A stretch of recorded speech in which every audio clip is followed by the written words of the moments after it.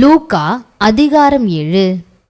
அவர் தம்முடைய வார்த்தைகளை எல்லாம் ஜனங்களுடைய காதுகள் கேட்கும்படி சொல்லி முடித்த பின்பு கப்பர்நகூமுக்கு போனார். அங்கே 100க்கு அதிபதியாகிய ஒருவனுக்கு பிரியமான வேலைக்காரன் வியாதிப்பட்டு மரண அவஸ்தையாயிருந்தான். அவன் இயேசுவை குறித்து கேள்விப்பட்ட போது அவர் வந்து தன் வேலைக்காரனை குணமாக்க வேண்டுமென்று அவரை வேண்டிக் கொள்ளும்படி யூதருடைய மூப்பரை அவரிடத்தில் அனுப்பினான். அவர்கள் இயேசுவினிடத்தில் வந்து அவரை கருத்தாய் வேண்டிக் கொண்டு, நீர் இந்த தயவு செய்கிறதற்கு அவன் பாத்திரனாயிருக்கிறான். அவன் நம்முடைய ஜனத்தை நேசிக்கிறான், நமக்கு ஒரு ஜெப ஆலயத்தையும் கட்டினான் என்றார்கள். அப்பொழுது இயேசு அவர்களுடனே கூட போனார். வீட்டுக்கு சமீபமான போது 100க்கு அதிபதி தன் சிநேகிதரை நோக்கி, நீங்கள் அவரிடத்தில் போய், ஆண்டவரே, நீர் வருத்தப்பட வேண்டாம், நீர் என் வீட்டு வாசலுக்குள் பிரவேசிக்க நான் பாத்திரன் அல்ல. நான் உம்மிடத்தில் வரவும் என்னை பாத்திரனாக எண்ணவில்லை. ஒரு வார்த்தை மாத்திரம் சொல்லும், அப்பொழுது என் வேலைக்காரன் சொஸ்தமாவான். நான் அதிகாரத்துக்கு கீழ்ப்பட்டவனாயிருந்தும் எனக்கு கீழ்ப்பட்டிருக்கிற சேவகரும் உண்டு. நான் ஒருவனை போவென்றால் போகிறான், மற்றொருவனை வாவென்றால் வருகிறான். என் வேலைக்காரனை இதை செய்யென்றால் செய்கிறான் என்று நான் சொன்னதாக சொல்லுங்கள் என்று அவர்களை அனுப்பினான். இயேசு இவைகளை கேட்டு அவனை குறித்து ஆச்சரியப்பட்டு திரும்பி தமக்கு பின் செல்லுகிற திரளான ஜனங்களை நோக்கி, இஸ்ரவேலருக்குள்ளும் நான் இப்படிப்பட்ட விசுவாசத்தை காணவில்லை என்று உங்களுக்கு சொல்லுகிறேன் என்றார். அனுப்பப்பட்டவர்கள் வீட்டுக்கு திரும்பி வந்த போது வியாதியாய் கிடந்த வேலைக்காரன் சுகமடைந்திருக்கிறதை கண்டார்கள். மறுநாளிலே அவர் நாயின் என்னும் ஊருக்கு போனார். அவருடைய சீஷர் அநேகரும் திரளான ஜனங்களும் அவருடனே கூட போனார்கள். அவர் ஊரின் வாசலுக்கு சமீபித்த போது மரித்து போன ஒருவனை அடக்கம் பண்ணும்படி கொண்டு வந்தார்கள். அவன் தன் தாய்க்கு ஒரே மகனாயிருந்தான். அவளோ கைம்பெண்ணாயிருந்தாள். ஊராரில் வெகு ஜனங்கள் அவளுடனே கூட வந்தார்கள். கர்த்தர் அவளை பார்த்து அவள் மேல் மனதுருகி, அழாதே என்று சொல்லி கிட்ட வந்து பாடையை தொட்டார். அதை சுமந்தவர்கள் நின்றார்கள். அப்பொழுது அவர், வாலிபனே, எழுந்திரு என்று உனக்கு சொல்லுகிறேன் என்றார். மரித்தவன் எழுந்து உட்கார்ந்து பேசத் தொடங்கினான். அவனை அவன் தாயினிடத்தில் ஒப்புவித்தார். எல்லாரும் பயமடைந்து, மகா தீர்க்கதரிசியானவர் நமக்குள்ளே தோன்றியிருக்கிறார் என்றும் தேவன் தமது ஜனங்களை சந்தித்தார் என்றும் சொல்லி தேவனை மகிமைப்படுத்தினார்கள். இந்த செய்தி யூதேயா தேசம் முழுவதிலும் சுற்றியிருக்கிற திசைகள் யாவற்றிலும் பிரசித்தமாயிற்று. இவைகளை எல்லாம் யோவானுடைய சீஷர்கள் அவனுக்கு அறிவித்தார்கள். அப்பொழுது யோவான் தன் சீஷரில் 2 பேரை அழைத்து, நீங்கள் இயேசுவினிடத்திற்கு போய், வருகிறவர் நீர்தானா அல்லது வேறொருவர் வர காத்திருக்க வேண்டுமா என்று கேளுங்கள் என்று சொல்லி அனுப்பினான். அந்தப்படி அவர்கள் அவரிடத்தில் வந்து, வருகிறவர் நீர்தானா அல்லது வேறொருவர் வர காத்திருக்க வேண்டுமா என்று கேட்கும்படி யோவான் ஸ்நானன் எங்களை உம்மிடத்திற்கு அனுப்பினார் என்றார்கள். அந்த சமயத்திலே நோய்களையும் கொடிய வியாதிகளையும் பொல்லாத ஆவிகளையும் கொண்டிருந்த அநேகரை அவர் குணமாக்கி அநேகம் குருடருக்கு பார்வையளித்தார். இயேசு அவர்களுக்கு பிரதியுத்தரமாக, நீங்கள் போய் கண்டவைகளையும் கேட்டவைகளையும் யோவானுக்கு அறிவியுங்கள். குருடர் பார்வையடைகிறார்கள், சப்பானிகள் நடக்கிறார்கள், குஷ்டரோகிகள் சுத்தமாகிறார்கள், செவிடர் கேட்கிறார்கள், மரித்தோர் எழுந்திருக்கிறார்கள், தரித்திரருக்கு சுவிசேஷம் பிரசங்கிக்கப்படுகிறது. என்னிடத்தில் இடரல் அடையாதிருக்கிறவன் எவனோ அவன் பாக்கியவான் என்றார். யோவானுடைய தூதர்கள் போன பின்பு அவர் யோவானை குறித்து ஜனங்களுக்கு சொன்னது என்னவென்றால், எதை பார்க்க வனாந்தரத்துக்கு போனீர்கள்? காற்றினால் அசையும் நாணலையோ? அல்லவென்றால் எதை பார்க்க போனீர்கள்? மெல்லிய வஸ்திரந்தரித்த மனுஷனையோ? அலங்கார வஸ்திரந்தரித்து செல்வமாய் வாழ்கிறவர்கள் அரசர் மாளிகைகளிலே இருக்கிறார்கள். அல்லவென்றால் எதை பார்க்க போனீர்கள்? தீர்க்கதரிசியையோ? ஆம், தீர்க்கதரிசியை பார்க்கிலும் மேன்மையுள்ளவனையே என்று உங்களுக்கு சொல்லுகிறேன். இதோ நான் என் தூதனை உமக்கு முன்பாக அனுப்புகிறேன். அவன் உமக்கு முன்னே போய் உமது வழியை ஆயத்தம் பண்ணுவான் என்று எழுதிய வாக்கியத்தால் குறிக்கப்பட்டவன் இவன்தான். ஸ்திரீகளிடத்திலே பிறந்தவர்களில் யோவான் ஸ்நானனை பார்க்கிலும் பெரிய தீர்க்கதரிசி ஒருவனுமில்லை. ஆகிலும் தேவனுடைய ராஜ்யத்தில் சிறியவனாயிருக்கிறவன் அவனிலும் பெரியவனாயிருக்கிறான் என்று உங்களுக்கு சொல்லுகிறேன் என்றார். யோவானுடைய உபதேசத்தை கேட்ட ஆயக்காரர் முதலான சகல ஜனங்களும் அவனாலே ஞானஸ்நானம் பெற்று தேவன் நீதிபரர் என்று அறிக்கையிட்டார்கள். பரிசேயரும் நியாய சாஸ்திரிகளுமோ அவனாலே ஞானஸ்நானம் பெறாமல் தங்களுக்கு கேடுண்டாக தேவனுடைய ஆலோசனையை தள்ளிவிட்டார்கள். பின்னும் கர்த்தர் சொன்னது, இந்த சந்ததியை யாருக்கு ஒப்பிடுவேன்? இவர்கள் யாருக்கு ஒப்பாயிருக்கிறார்கள்? சந்தை வெளியில் உட்கார்ந்து ஒருவரையொருவர் பார்த்து, உங்களுக்காக குழல் ஊதினோம், நீங்கள் கூத்தாடவில்லை, உங்களுக்காக புலம்பினோம், நீங்கள் அழவில்லை என்று குறை சொல்லுகிற பிள்ளைகளுக்கு ஒப்பாயிருக்கிறார்கள். எப்படியெனில், யோவான் ஸ்நானன் அப்பம் புசியாதவனும் திராட்சரசம் குடியாதவனுமாய் வந்தான். அதற்கு நீங்கள், அவன் பிசாசு பிடித்திருக்கிறவன் என்கிறீர்கள். மனுஷகுமாரன் போஜனபானம் பண்ணுகிறவராய் வந்தார். அதற்கு நீங்கள், இதோ போஜன பிரியனும் மதுபான பிரியனுமான மனுஷன் ஆயக்காரருக்கும் பாவிகளுக்கும் சிநேகிதன் என்கிறீர்கள். ஆனாலும் ஞானமானது அதன் பிள்ளைகள் எல்லாராலும் நீதியுள்ளதென்று ஒப்புக்கொள்ளப்படும் என்றார். பரிசேயரில் ஒருவன் தன்னுடனே போஜனம் பண்ண வேண்டுமென்று அவரை வேண்டிக் கொண்டான். அவர் அந்த பரிசேயனுடைய வீட்டில் பிரவேசித்து பந்தியிருந்தார். அப்பொழுது அந்த ஊரிலிருந்த பாவியாகிய ஒரு ஸ்திரீ அவர் பரிசேயின் வீட்டிலே பந்தி இருக்கிறதை அறிந்து ஒரு பரணியில் பரிமள தைலம் கொண்டு வந்து அவருடைய பாதங்களின் அருகே பின்னாக நின்று அழுது கொண்டு அவருடைய பாதங்களை தன் கண்ணீரினால் நனைத்து தன் தலைமயிரினால் துடைத்து அவருடைய பாதங்களை முத்தம் செய்து பரிமள தைலத்தை பூசினாள். அவரை அழைத்த பரிசேயன் அதை கண்டபோது, இவர் தீர்க்கதரிசியாயிருந்தால் தம்மை தொடுகிற ஸ்திரீ இன்னாள் என்றும் இப்படிப்பட்டவள் என்றும் அறிந்திருப்பார். இவள் பாவியாயிருக்கிறாளே என்று தனக்குள்ளே சொல்லிக் கொண்டான்.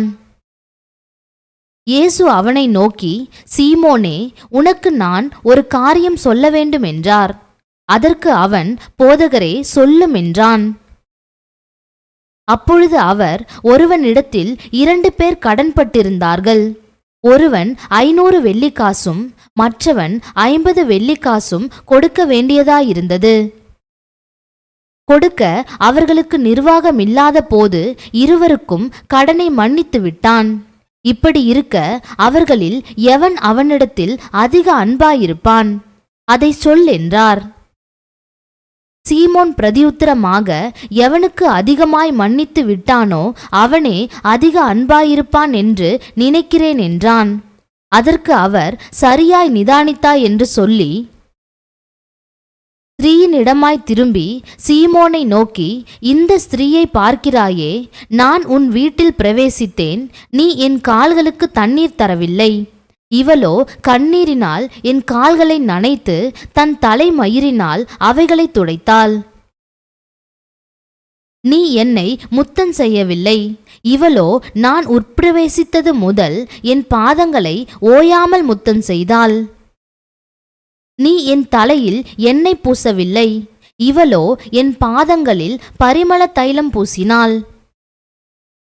ஆதலால் நான் உனக்கு சொல்லுகிறேன், இவள் செய்த அநேக பாவங்கள் மன்னிக்கப்பட்டது, இவள் மிகவும் அன்பு கூர்ந்தாளே. எவனுக்கு கொஞ்சம் மன்னிக்கப்படுகிறதோ அவன் கொஞ்சமாய் அன்பு கூறுவான் என்று சொல்லி அவளை நோக்கி, உன் பாவங்கள் மன்னிக்கப்பட்டது என்றார். அப்பொழுது கூட பந்தி இருந்தவர்கள், பாவங்களை மன்னிக்கிற இவன் யார் என்று தங்களுக்குள்ளே சொல்லிக் கொண்டார்கள். அவர் ஸ்திரீயை நோக்கி, உன் விசுவாசம் உன்னை இரட்சித்தது, சமாதானத்தோடே போ என்றார். அதிகாரம் 8. பின்பு அவர் பட்டணங்கள் தோறும் கிராமங்கள் தோறும் பிரயாணம் பண்ணி தேவனுடைய ராஜ்யத்திற்குரிய நற்செய்தியை கூறி பிரசங்கித்து வந்தார். 12 அவருடனே கூட இருந்தார்கள். அவர் பொல்லாத ஆவிகளையும் வியாதிகளையும் நீக்கி குணமாக்கின சில ஸ்திரீகளும் 7 பிசாசுகள் நீங்கின மகதலேனாள் எனப்பட்ட மரியாளும் ஏரோதின் காரியக்காரனான கூசாவின் மனைவியாகிய யோவன்னாலும் சூசன்னாலும் தங்கள் ஆஸ்திகளால் அவருக்கு ஊழியம் செய்து கொண்டு வந்த மற்ற அநேகம் ஸ்திரீகளும் அவருடனே இருந்தார்கள்.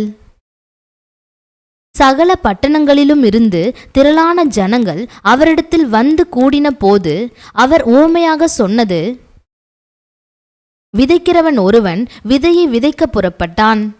அவன் விதைக்கையில் சில விதை வழியருகே விழுந்து மிதியுண்டது.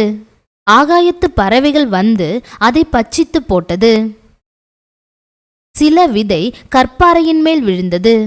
அது முளைத்த பின் அதற்கு ஈரமில்லாததினால் உலர்ந்து போயிற்று. சில விதை முள்ளுள்ள இடங்களில் விழுந்தது. முள் கூட வளர்ந்து அதை நெருக்கி போட்டது. சில விதை நல்ல நிலத்தில் விழுந்தது. அது முளைத்து 100 பலன் கொடுத்தது என்றார். இவைகளை சொல்லி, கேட்கிறதற்கு காதுள்ளவன் கேட்க கடவன் என்று சத்தமிட்டு கூறினார். அப்பொழுது அவருடைய சீஷர்கள் இந்த உவமையின் கருத்து என்னவென்று அவரிடத்தில் கேட்டார்கள்.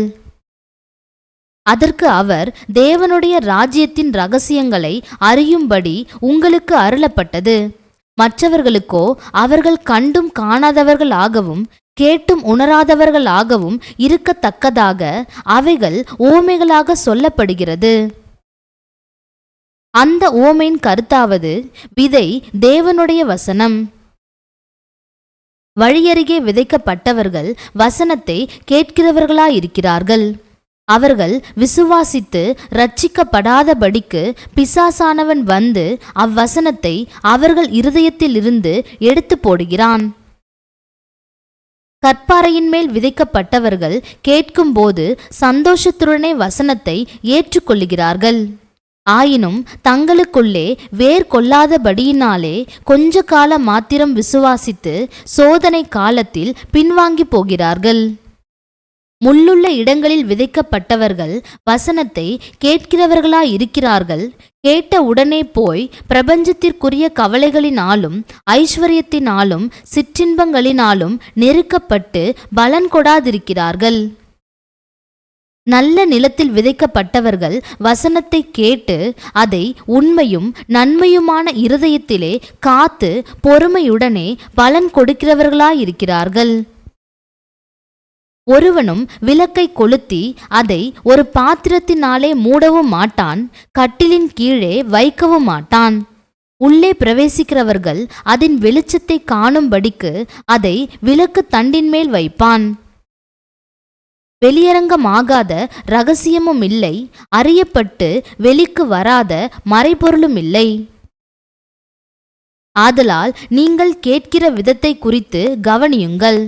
உள்ளவன் எவனோ அவனுக்கு கொடுக்கப்படும், இல்லாதவன் எவனோ அவன் தனக்குண்டென்று நினைக்கிறதும் அவனிடத்திலிருந்து எடுத்துக்கொள்ளப்படும் என்றார். அப்பொழுது அவருடைய தாயாரும் சகோதரரும் அவரிடத்தில் வந்தார்கள். ஜன கூட்டத்தினாலே அவர் அண்டையில் அவர்கள் சேரக்கூடாதிருந்தது. அப்பொழுது உம்முடைய தாயாரும் உம்முடைய சகோதரரும் உம்மை பார்க்க வேண்டுமென்று வெளியே நிற்கிறார்கள் என்று அவருக்கு அறிவித்தார்கள்.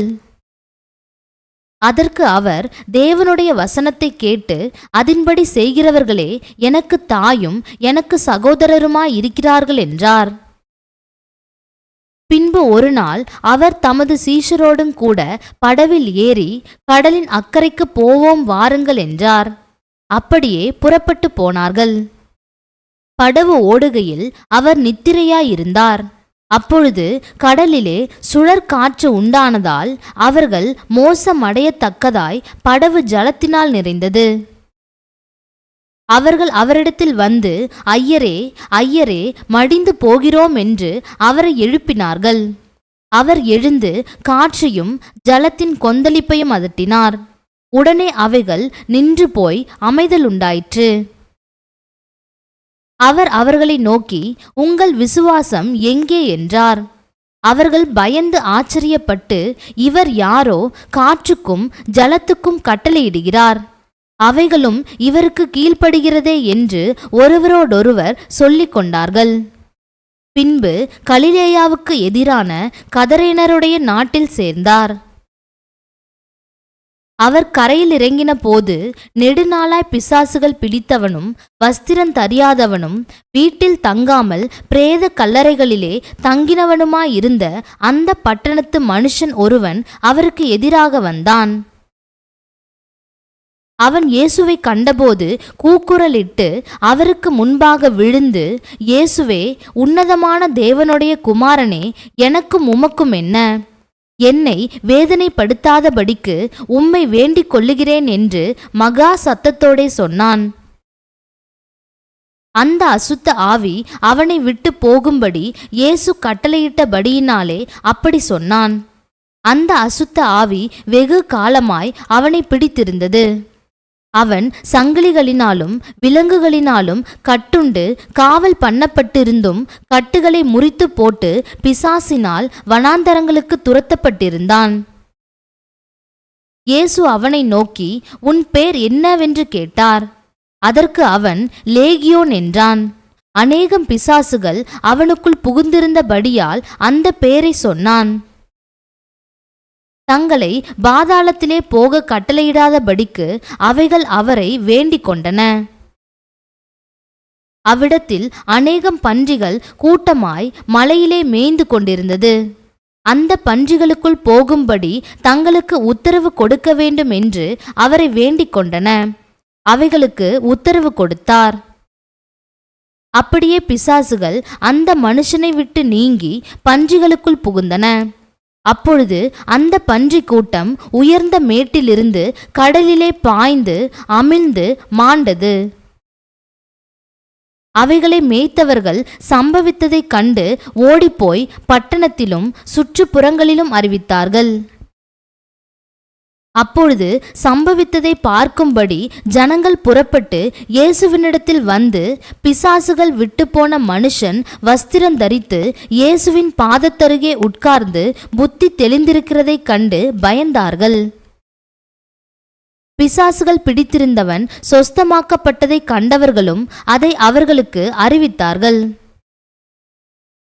அப்பொழுது கதரேனருடைய சுற்றுப்புறத்திலுள்ள திரளான ஜனங்கள் எல்லாரும் மிகவும் பயமடைந்தபடியினாலே தங்களை விட்டு போகும்படி அவரை வேண்டிக் கொண்டார்கள். அந்தப்படி அவர் படவில் ஏறி திரும்பி போனார். பிசாசுகள் நீங்கின மனுஷன் அவரோடே கூட இருக்கும்படி உத்தரவு கேட்டான். இயேசு அவனை நோக்கி, நீ உன் வீட்டுக்கு திரும்பி போய் தேவன் உனக்கு செய்தவைகளை எல்லாம் அறிவி என்று சொல்லி அவனை அனுப்பிவிட்டார். அந்தப்படி அவன் போய் இயேசு தனக்கு செய்தவைகளை எல்லாம் பட்டணத்தில் எங்கும் பிரசித்தப்படுத்தினான். இயேசு திரும்பி வந்தபோது ஜனங்கள் எல்லாரும் அவருக்காக காத்திருந்தபடியால் அவரை சந்தோஷமாய் ஏற்றுக்கொண்டார்கள். அப்பொழுது ஜெப ஆலய தலைவனாகிய யவீரு என்னும் பேருள்ள ஒருவன் வந்து இயேசுவின் பாதத்தில் விழுந்து 12 வயதுள்ள தன்னுடைய ஒரே குமாரத்தி மரண அவஸ்தையாயிருந்தபடியால் தன் வீட்டிற்கு வரும்படி அவரை வேண்டிக் கொண்டான். அவர் போகையில் திரளான ஜனங்கள் அவரை நெருக்கினார்கள். அப்பொழுது 12 வருஷமாய் பெரும்பாடுள்ளவளாயிருந்து தன் ஆஸ்திகளை எல்லாம் வைத்தியர்களுக்கு செலவழித்தும் ஒருவனாலும் சொஸ்தமாக்கப்படாதிருந்த ஒரு ஸ்திரீ அவருக்கு பின்னாக வந்து அவருடைய வஸ்திரத்தின் ஓரத்தை தொட்டாள். உடனே அவளுடைய பெரும்பாடு நின்று போயிற்று. அப்பொழுது இயேசு, என்னை தொட்டது யார் என்று கேட்டார்.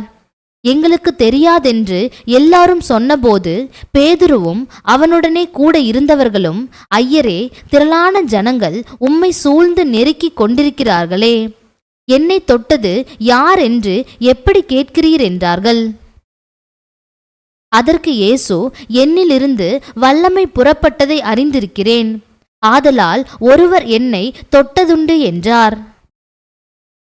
அப்பொழுது அந்த ஸ்திரீ தான் மறைந்திருக்கவில்லையென்று கண்டு நடுங்கி வந்து அவர் முன்பாக விழுந்து தான் அவரை தொட்ட காரணத்தையும் உடனே தான் சொஸ்தமானதையும் எல்லா ஜனங்களுக்கும் முன்பாக அவருக்கு அறிவித்தாள். அவர் அவளை பார்த்து, மகளே, திடன் கொள், உன் விசுவாசம் உன்னை ரட்சித்தது, சமாதானத்தோடே போ என்றார். அவர் இப்படி பேசிக் கொண்டிருக்கையில் ஜெப ஆலய தலைவனுடைய வீட்டிலிருந்து ஒருவன் வந்து அவனை நோக்கி, உம்முடைய குமாரத்தி மரித்து போனாள், போதகரை வருத்தப்படுத்த வேண்டாம் என்றான். இயேசு அதை கேட்டு, பயப்படாதே, விசுவாசம் உள்ளவனாயிரு, அப்பொழுது அவள் ரட்சிக்கப்படுவாள் என்றார்.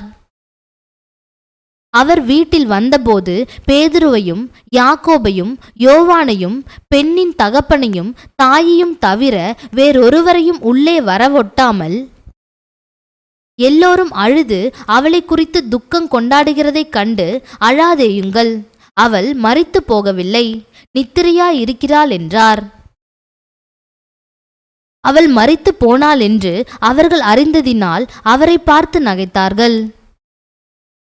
எல்லாரையும் அவர் வெளியே போக பண்ணி அவளுடைய கையை பிடித்து, பிள்ளையே, எழுந்திரு என்றார். அப்பொழுது அவள் உயிர் திரும்ப வந்தது. உடனே அவள் எழுந்திருந்தாள். அவளுக்கு ஆகாரம் கொடுக்க கட்டளையிட்டார். அவள் தாய் தகப்பன்மார் ஆச்சரியப்பட்டார்கள். அப்பொழுது நடந்ததை ஒருவருக்கும் சொல்லாமல் இருக்கும்படி அவர்களுக்கு கட்டளையிட்டார். அதிகாரம் 9. அவர் தம்முடைய 12 சீஷரையும் வரவழைத்து சகல பிசாசுகளையும் துரத்தவும் வியாதி உள்ளவர்களை குணமாக்கவும் அவர்களுக்கு வல்லமையும் அதிகாரமும் கொடுத்து தேவனுடைய ராஜ்யத்தை குறித்து பிரசங்கிக்கவும் பிணியாளிகளை சொஸ்தமாக்கவும் அவர்களை அனுப்பினார். அப்பொழுது அவர் அவர்களை நோக்கி, வழிக்கு தடியையாவது பையையாவது அப்பத்தையாவது காசையாவது எடுத்துக்கொண்டு போக வேண்டாம், 2 அங்கிகளை கொண்டு போகவும் வேண்டாம். எந்த வீட்டிலே பிரவேசிக்கிறீர்களோ அங்கே தங்கி அங்கிருந்து புறப்படுங்கள். உங்களை ஏற்றுக்கொள்ளாதவர்கள் எவர்களோ அவர்களுடைய ஊரை விட்டு நீங்கள் புறப்படும் போது அவர்களுக்கு சாட்சியாக உங்கள் கால்களில் படிந்த தூசியை உதறி போடுங்கள் என்றார். அவர்கள் புறப்பட்டு போய் கிராமங்கள் தோறும் திரிந்து எங்கும் சுவிசேஷத்தை பிரசங்கித்து பிணியாளிகளை குணமாக்கினார்கள்.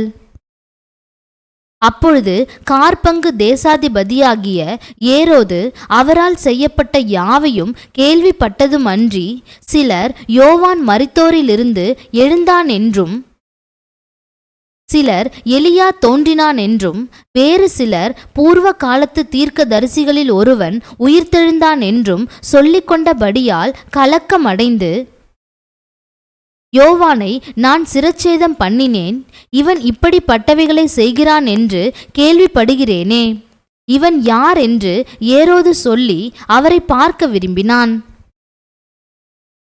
அப்போஸ்தலர் திரும்பி வந்து தாங்கள் செய்த யாவையும் அவருக்கு விவரித்துச் சொன்னார்கள்.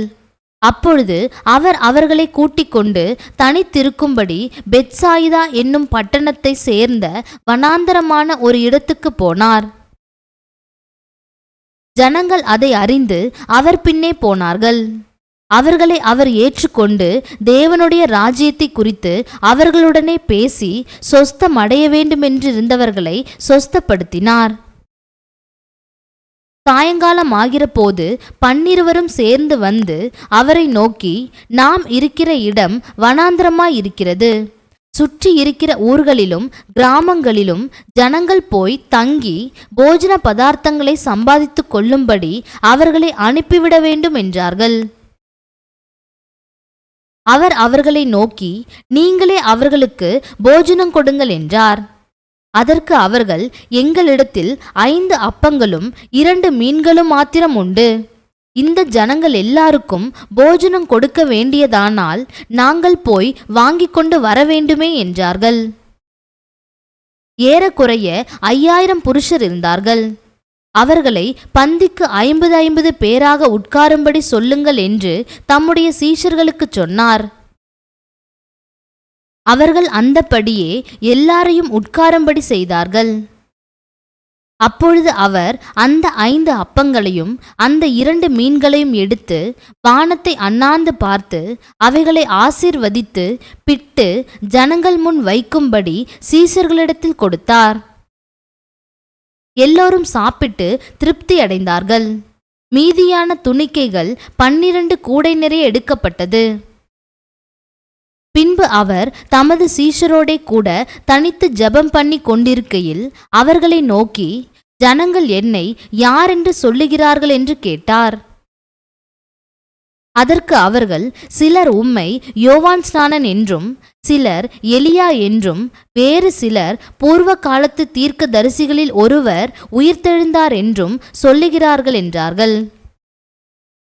அப்பொழுது அவர், நீங்கள் என்னை யார் என்று சொல்லுகிறீர்கள் என்று கேட்டார். பேதுரு பிரதியுத்தரமாக, நீர் தேவனுடைய கிறிஸ்து என்றான். அப்பொழுது அவர்கள் அதை ஒருவருக்கும் சொல்லாதபடிக்கு உறுதியாய் கட்டளையிட்டார். மேலும் மனுஷகுமாரன் பல பாடுகள் படவும், மூப்பராலும் பிரதான ஆசாரியராலும் வேத பாரகராலும் ஆகாதவன் என்று தள்ளப்படவும் கொல்லப்படவும் 3ஆம் நாளில் உயிர்த்தெழுந்திருக்கவும் வேண்டுமென்று சொன்னார்.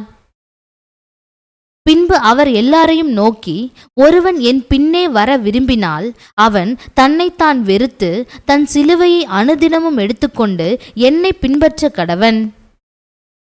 தன் ஜீவனை ரட்சிக்க விரும்புகிறவன் அதை இழந்து போவான். என் நிமித்தமாக தன் ஜீவனை இழந்து போகிறவன் அதை ரட்சித்துக் கொள்ளுவான். மனுஷன் உலகம் முழுவதையும் ஆதாயப்படுத்தி கொண்டாலும் தன்னைத்தான் கெடுத்து நஷ்டப்படுத்தினால் அவனுக்கு லாபம் என்ன? என்னை குறித்தும் என் வார்த்தைகளை குறித்தும் எவன் வெட்கப்படுகிறானோ அவனை குறித்து மனுஷகுமாரனும் தம்முடைய மகிமையோடும் பிதாவின் மகிமையோடும் பரிசுத்த தூதர்களின் மகிமையோடும் வரும்போது வெட்கப்படுவார். இங்கே நிற்கிறவர்களில் சிலர் தேவனுடைய ராஜ்யத்தை காணும் முன் மரணத்தை ருசி பார்ப்பதில்லை என்று மெய்யாகவே உங்களுக்கு சொல்லுகிறேன் என்றார். இந்த வார்த்தைகளை அவர் சொல்லி ஏறக்குறைய 8 நாளான பின்பு அவர் பேதுருவையும் யோவானையும் யாக்கோபையும் கூட்டிக் கொண்டு ஜெபம் பண்ணுகிறதற்கு ஒரு மலையின் மேல் ஏறினார். அவர் ஜெபம் பண்ணுகையில் அவருடைய முக ரூபம் மாறிற்று. அவருடைய வஸ்திரம் வெண்மையாகி பிரகாசித்தது. அன்றியும் மோசே எலியா என்னும் 2 பேரும் மகிமையோடே காணப்பட்டு அவருடனே சம்பாஷணை பண்ணி அவர் எருசலேமிலே நிறைவேற்றப் போகிற அவருடைய மரணத்தை குறித்து பேசிக் கொண்டிருந்தார்கள். பேதுருவும் அவனோடு இருந்தவர்களும் நித்திரை மயக்கமாயிருந்தார்கள். ஆகிலும் அவர்கள் விழித்து அவருடைய மகிமையையும் அவரோடே நின்ற அவ்விரண்டு பேரையும் கண்டார்கள். அவ்விருவரும் அவரை விட்டு பிரிந்து போகையில் பேதுரு இயேசுவை நோக்கி, ஐயரே, நாம் இங்கே இருக்கிறது நல்லது. உமக்கு ஒரு கூடாரமும் மோசேக்கு ஒரு கூடாரமும் எலியாவுக்கு ஒரு கூடாரமுமாக 3 கூடாரங்களை போடுவோம் என்று தான் சொல்லுகிறது இன்னதென்று அறியாமல் சொன்னான். இப்படி அவன் பேசுகையில் ஒரு மேகம் வந்து அவர்கள் மேல் நிழலிட்டது. அவர்கள் அந்த மேகத்துக்குள் பிரவேசிக்கையில் சீஷர்கள் பயந்தார்கள். அப்பொழுது, இவர் என்னுடைய நேசகுமாரன், இவருக்கு செவி கொடுங்கள் என்று மேகத்திலிருந்து ஒரு சத்தம் உண்டாயிற்று. அந்த சத்தம் உண்டாகையில் இயேசு ஒருவரே காணப்பட்டார். தாங்கள் கண்டவைகளில் ஒன்றையும் அவர்கள் அந்நாட்களில் ஒருவருக்கும் சொல்லாமல் அடக்கி வைத்திருந்தார்கள். மறுநாளில் அவர்கள் மலையிலிருந்திறங்கின போது திரளான ஜனங்கள் அவருக்கு எதிர்கொண்டு வந்தார்கள். அவர்களில் ஒருவன் சத்தமிட்டு, போதகரே, என் மகனை கடாட்சித்தருள வேண்டுமென்று உம்மை வேண்டிக் கொள்ளுகிறேன். அவன் எனக்கு ஒரே பிள்ளையாயிருக்கிறான். ஒரு ஆவி அவனை பிடிக்கிறது. அப்பொழுது அலறுகிறான். அது அவனை நுரைத்தள்ள அலைக்கழித்து அவனை கசக்கின பின்பும் அவனை விட்டு நீங்குவது அரிதாயிருக்கிறது. அதை துரத்தி விடும்படி உம்முடைய சீஷரை வேண்டிக் கொண்டேன், அவர்களால் கூடாமற் போயிற்று என்றான். இயேசு பிரதியுத்தரமாக, விசுவாசமில்லாத மாறுபாடான சந்ததியே, எதுவரைக்கும் நான் உங்களோடிருந்து உங்களிடத்தில் பொறுமையாயிருப்பேன்? உன் மகனை இங்கே கொண்டு வா என்றார். அவன் சமீபித்து வருகையில் பிசாசு அவனை கீழே தள்ளி அலைக்கழித்தது. இயேசு அந்த அசுத்த ஆவியை அதட்டி இளைஞனை குணமாக்கி அவன் தகப்பனிடத்தில் அவனை ஒப்பு கொடுத்தார்.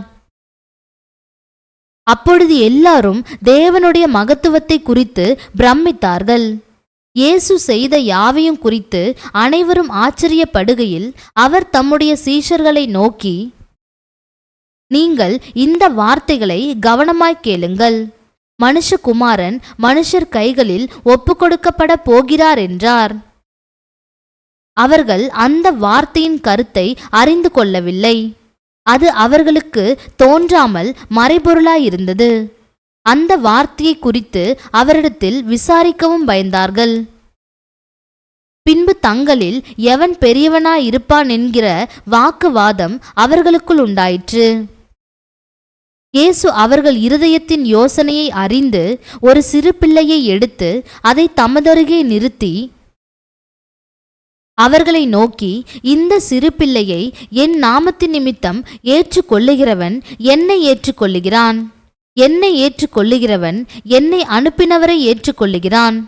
உங்கள் எல்லாருக்குள்ளும் எவன் சிறியவனாயிருக்கிறானோ அவனே பெரியவனாயிருப்பான் என்றார். அப்பொழுது யோவான் அவரை நோக்கி, ஐயரே, ஒருவன் உம்முடைய நாமத்தினாலே பிசாசுகளை துரத்துகிறதை நாங்கள் கண்டு அவன் எங்களுடனே கூட உம்மை பின்பற்றாதவனானபடியால் அவனை தடுத்தோம் என்றான். அதற்கு இயேசு, தடுக்க வேண்டாம், நமக்கு விரோதியாயிராதவன் நமது பட்சத்தில் இருக்கிறான் என்றார். பின்பு அவர் எடுத்துக்கொள்ளப்படும் நாட்கள் சமீபித்த போது அவர் எருசலேமுக்கு போக தமது முகத்தை திருப்பி தமக்கு முன்னாக தூதர்களை அனுப்பினார். அவர்கள் போய் அவருக்கு இடத்தை ஆயத்தம் பண்ணும்படி சமாரியருடைய ஒரு கிராமத்திலே பிரவேசித்தார்கள். அவர் எருசலேமுக்கு போக நோக்கமாயிருந்தபடியினால் அவ்வூரார் அவரை ஏற்றுக்கொள்ளவில்லை. அவருடைய சீஷராகிய யாக்கோபும் யோவானும் அதை கண்டபோது, ஆண்டவரே, எலியா செய்தது போல வானத்திலிருந்து அக்கினி இறங்கி இவர்களை அழிக்கும்படி நாங்கள் கட்டளையிட உமக்கு சித்தமா என்று கேட்டார்கள். அவர் திரும்பி பார்த்து, நீங்கள் இன்ன ஆவியுள்ளவர்கள் என்பதை அறியீர்கள் என்று அதட்டி, மனுஷகுமாரன் மனுஷருடைய ஜீவனை அழிக்கிறதற்கு அல்ல, இரட்சிக்கிறதற்கே வந்தார் என்றார். அதன் பின்பு அவர்கள் வேறொரு கிராமத்துக்கு போனார்கள். அவர்கள் வழியிலே போகையில் ஒருவன் அவரை நோக்கி, ஆண்டவரே, நீர் எங்கே போனாலும் உம்மை பின்பற்றி வருவேன் என்றான். அதற்கு இயேசு, நரிகளுக்கு குழிகளும் ஆகாயத்து பறவைகளுக்கு கூடுகளும் உண்டு, மனுஷகுமாரனுக்கோ தலை சாய்க்க இடமில்லை என்றார். வேறொருவனை அவர் நோக்கி, என்னை பின்பற்றி வா என்றார். அதற்கு அவன், ஆண்டவரே, முன்பு நான் போய் என் தகப்பனை அடக்கம் பண்ண எனக்கு உத்தரவு கொடுக்க வேண்டும் என்றான். அதற்கு இயேசு, மரித்தோர் தங்கள் மரித்தோரை அடக்கம் பண்ணட்டும், நீ போய் தேவனுடைய ராஜ்யத்தை குறித்து பிரசங்கி என்றார். பின்பு வேறொருவன் அவரை நோக்கி, ஆண்டவரே, உம்மை பின்பற்றுவேன். ஆனாலும் முன்பு நான் போய் வீட்டில் இருக்கிறவர்களிடத்தில் அனுப்புவித்து கொண்டு வரும்படி எனக்கு உத்தரவு கொடுக்க வேண்டும் என்றான். அதற்கு இயேசு, கலப்பையின் மேல் தன் கையை வைத்து பின்னிட்டு பார்க்கிற எவனும் தேவனுடைய ராஜ்யத்துக்கு தகுதியுள்ளவன் அல்ல என்றார். அதிகாரம் 10. இவைகளுக்கு பின்பு கர்த்தர் வேறே 70 பேரை நியமித்து தாம் போகும் சகல பட்டணங்களுக்கும் இடங்களுக்கும் அவர்களை தமக்கு முன்னே 2 பேராக அனுப்பினார். அப்பொழுது அவர் அவர்களை நோக்கி, அறுப்பு மிகுதி, வேலையாட்களோ கொஞ்சம். ஆகையால் அறுப்புக்கு எஜமான் தமது அறுப்புக்கு வேலையாட்களை அனுப்பும்படி அவரை வேண்டிக் கொள்ளுங்கள். புறப்பட்டு போங்கள். ஆட்டுக்குட்டிகளை ஓநாய்களுக்குள்ளே அனுப்புகிறது போல இதோ நான் உங்களை அனுப்புகிறேன். பணப்பையையும் சாமான் பையையும் பாதரட்சைகளையும் கொண்டு போக வேண்டாம். வழியிலே ஒருவரையும் வினவவும் வேண்டாம். ஒரு வீட்டில் பிரவேசிக்கிற போது இந்த வீட்டுக்கு சமாதானம் உண்டாவதாக வென்று முதலாவது சொல்லுங்கள். சமாதான பாத்திரன் அங்கே இருந்தால் நீங்கள் கூறின சமாதானம் அவனிடத்தில் தங்கும். இல்லாதிருந்தால் அது உங்களிடத்திற்கு திரும்பி வரும். அந்த வீட்டிலே தானே நீங்கள் தங்கியிருந்து அவர்கள் கொடுக்கிறவைகளை புசித்து குடியுங்கள். வேலையால் தன் கூலிக்கு பாத்திரனாயிருக்கிறான். வீட்டுக்கு வீடு போகாதிருங்கள். ஒரு பட்டணத்தில் நீங்கள் பிரவேசிக்கிற பொழுது ஜனங்கள் உங்களை ஏற்றுக்கொண்டால் அவர்கள் உங்கள் முன் வைக்கிறவைகளை நீங்கள் புசித்து அவ்விடத்திலுள்ள பிணியாளிகளை சொஸ்தமாக்கி, தேவனுடைய ராஜ்யம் உங்களுக்கு சமீபமாய் வந்திருக்கிறது என்று அவர்களுக்கு சொல்லுங்கள். யாதொரு பட்டணத்தில் நீங்கள் பிரவேசிக்கிற பொழுது ஜனங்கள் உங்களை ஏற்றுக்கொள்ளாவிட்டால் அதன் வீதிகளிலே நீங்கள் போய், எங்களில் ஒட்டின உங்கள் பட்டணத்தின் தூசியையும் உங்களுக்கு விரோதமாய் துடைத்து போடுகிறோம்.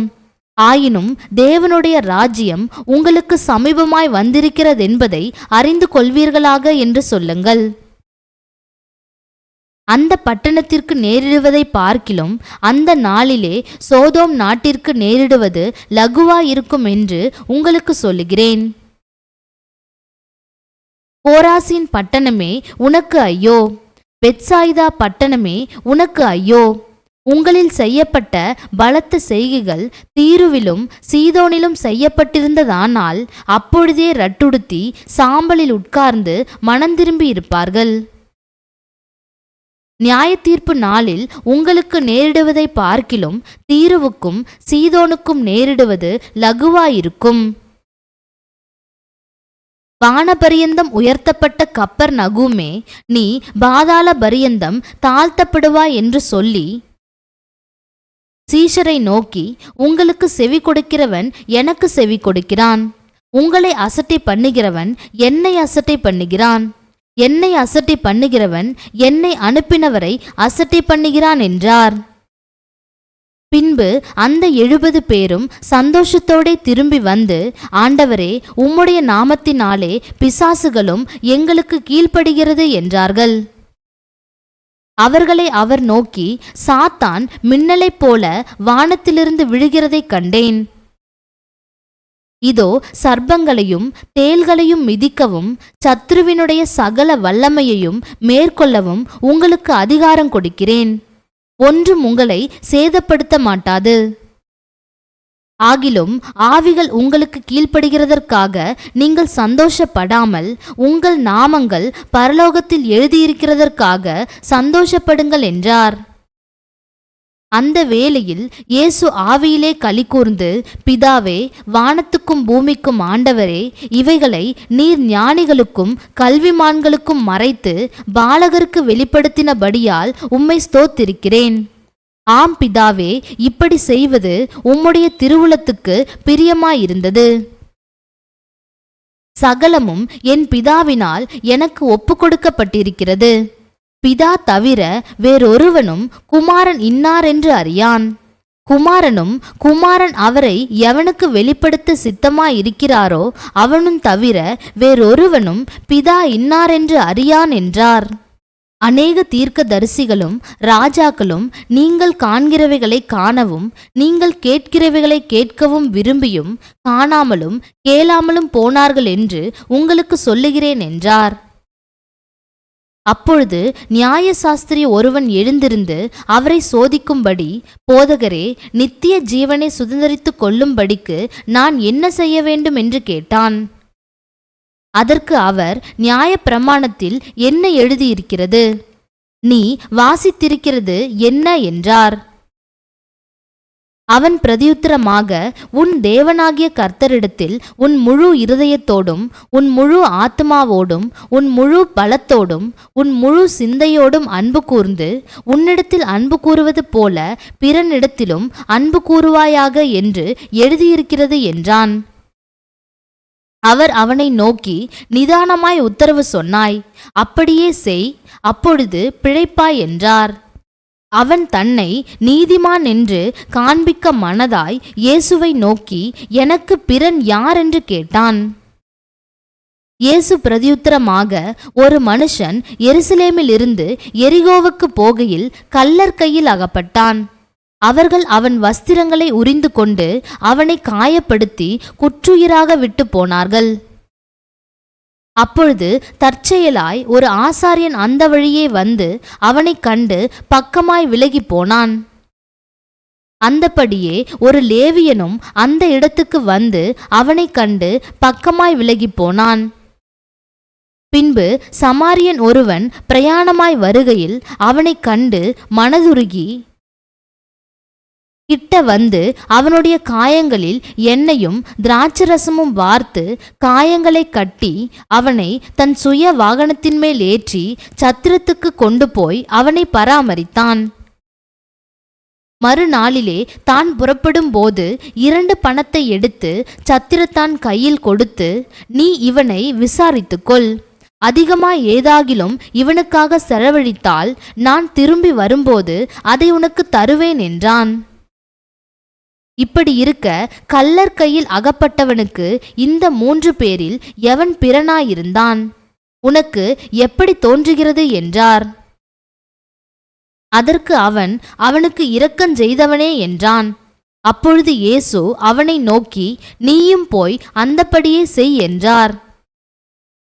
பின்பு அவர்கள் பிரயாணமாய் போகையில் அவர் ஒரு கிராமத்தில் பிரவேசித்தார். அங்கே மார்த்தாள் என்னும் பெயர் கொண்ட ஒரு ஸ்திரீ அவரை தன் வீட்டிலே ஏற்றுக்கொண்டாள். அவளுக்கு மரியாள் என்னப்பட்ட ஒரு சகோதரி இருந்தாள். அவள் இயேசுவின் பாதத்தருகே உட்கார்ந்து அவருடைய வசனத்தை கேட்டுக்கொண்டிருந்தாள்.